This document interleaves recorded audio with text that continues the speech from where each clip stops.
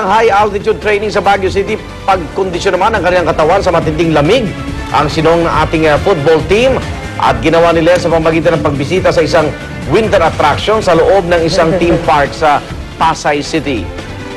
Kailangan silang paghandaan ng matinding lamig sa teritoryo ng kalabang team na Mongolia para sa second round ng kanilang paghaharap. Kasabing ito, pinagdiwang na rin ng Ascals ang karawan ng kanilang striker na si Ian Araneta. Nag-enjoy na rin sila sa Rise bago tumulak papuntang Japan. Okay, para daw gawin ang kanilang frigid zone training naman. At para daw hindi magkasakit dahil sa lamig ang mga miyembro ng Ascals, tinurukan na rin sila ng anti-flu vaccine. Sapat na. Sa puwet. Hindi, pero alam mo talaga, declimatization. Oo. Pag pumunta ka sa ibang bansa, lalo na kunyari magsa-sports ka. Tama naman yung training, pupunta sila doon sa malamig na ano. Around negative something yan sa loob eh. Pero I guess nag-enjoy na rin sila. I mean, wala nag-rides. Nag-rides yung rides. Pero malamig talaga doon eh, di ba? Yung sa Star City. Malamig talaga. Akala ko sila Dapat araw-arawin nila. Talagang... Tayo na matulog doon. Akala ko sila yung mga little Ascals. Oo. Pero good luck. Kayang-kaya natin yan. Superstars. Yes. Balik Pilipinas naman ang itinanghal na kampiyon sa World 8-Ball Championship na si Dennis Orculio. Sa kanyang pagbabalik, bakas ang saya ni Dennis sa naging tagumpay nito sa kanyang laban kontra kay Niels Fagen ng the Netherlands. Dahil sa kanyang nakamit na tagumpay, inilinya na si Orculio sa iba pang magagaling na Pinoy Billiards champions tulad ni na Efren Bata Reyes at Ronnie Alcano. At bukod sa trophy mula sa World 8-Ball Championships, nakatanggap din siya ng $40,000 o mahigit 1.7 million pesos. At nang tanungin siya kung saan gagamitin ang napanalunang premyo, misis na lamang daw niya ang bahala dito. Pia. Ito naman po balita mula sa Colombia kung saan isang kaawang-awang owl o kwago ang sinipa ng isang soccer player.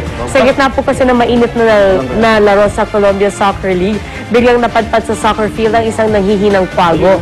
At una muna itong natamaan ng bola at matapos nito, pinatigil ng referee yung laman at yun nga, sinipa ng isang soccer player dahil naiinip na raw siya. Walang kaabog-abog po ang pagkakasipa niya doon sa kawawang kwago at agad naman ginamot ng veterinaryo ang kwago pero sa kasamaang palad namatay po ito. Maraming soccer fans naman ang nagalit sa player na sumipa sa kwago kaya agad naman nagsorry ang soccer player sa kanyang ginawa. Pero may parusa rin yung soccer player.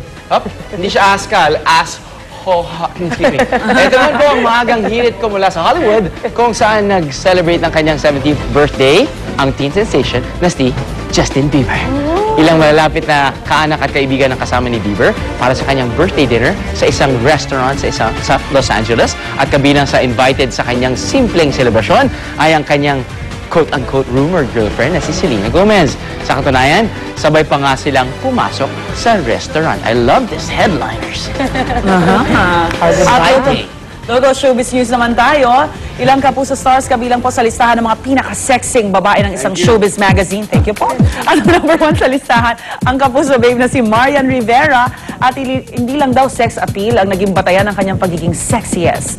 Dahil pati personality kasama rin po sa ikinonsidera. Bukod kay Marian, pasok sa sexy list sina Iza Calzado, Lovie Poe, Sam Pinto, Solen Yusaf, Rufa May Quinto, Jeneline Mercado, Iwamoto, Jackie Rice, Diana Meneses at Rian Ramos. Congratulations! Nakasabit kami. Oo, sa dulo. Sa dulo. Narito naman po ang ating hirit panahon. Ikaw yun.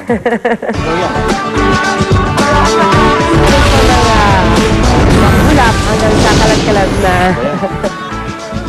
Nangyari? Ayan po.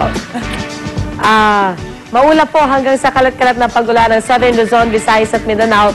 At dahil daw po yan sa low pressure area na namataan 420 kilometers west-northwest ng Puerto Princesa City, habang Metro Manila at ibang bahagi ng Luzon, bahagyang maulap na kalangitan ang mararanasan. Sisikat po ang araw ngayong 6:12 ng umaga at maaga naman po itong lulubog mamayang 6:04 ng hapon. Silipin po natin ang lagay naman ng panahon sa iba't ibang dako ng Pilipinas.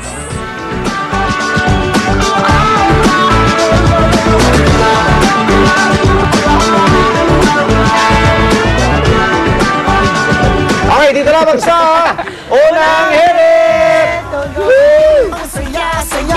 Sa unang hirit, unang hirit, unang hirit, Bulacan. Unang hirit, unang allergy. Huwag dedmahin.